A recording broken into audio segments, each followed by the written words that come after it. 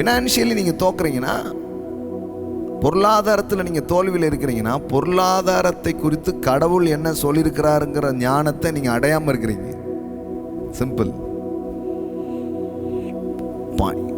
பணத்தை பற்றியும் பொருளாதார முன்னேற்றத்தை பற்றியும் தொழிலின் முன்னேற்றத்தை பற்றியும் கடவுள் என்ன சொல்லியிருக்கிறாருன்ற அறிவு உங்களுக்கு வந்துடுச்சுன்னா, நீங்கள் எந்த தொழில் செஞ்சாலும் ஜெயிச்சிருவீங்க.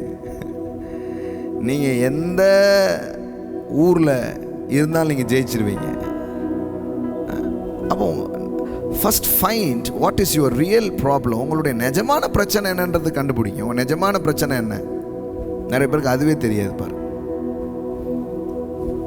எதையாவது சொல்லிட்டு இருப்பாங்க. இந்த ஊர் சரியில்லாமாங்க, அரசாங்கம் சரியில்லாமாங்க,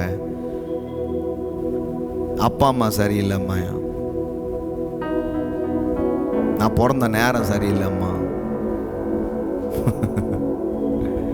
எனக்கு உயரம் கரெக்டாக இல்லைன்றான். எல்லாம் ஊர்லாம்பட்ட காரணத்தெல்லாம் சொல்லிகிட்டே இருப்போம். ஆனால் வேதவசனம் சொல்லுது, என் ஜனங்கள் அறியாமையினால் சங்காரம் ஆகிறார்கள். My people are destroyed for lack of knowledge.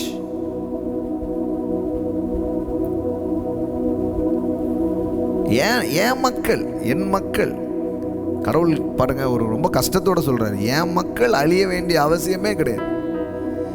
என் மக்கள் தான் நல்லா இருக்கணும். ஆனால் என் மக்கள் ஏன் அழிகிறாங்க?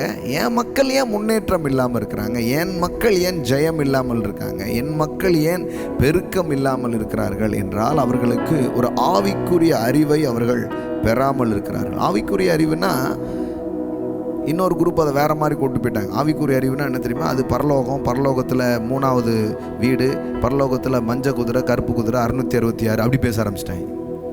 அது இல்லை ஆவிக்குரிய அறிவுன்றது. ஆவிக்குரிய அறிவுனா என்ன?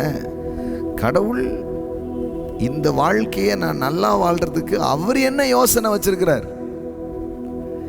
என்னுடைய தொழிலை, என்னுடைய பொருளாதாரத்தை நான் நல்லா கொண்டு போகிறதுக்கு கடவுள் வைத்திருக்கக்கூடிய பாதைகள் என்ன, திட்டங்கள் என்ன, வழிகள் என்ன அப்படின்றது தான் விஷயம். பாருங்க.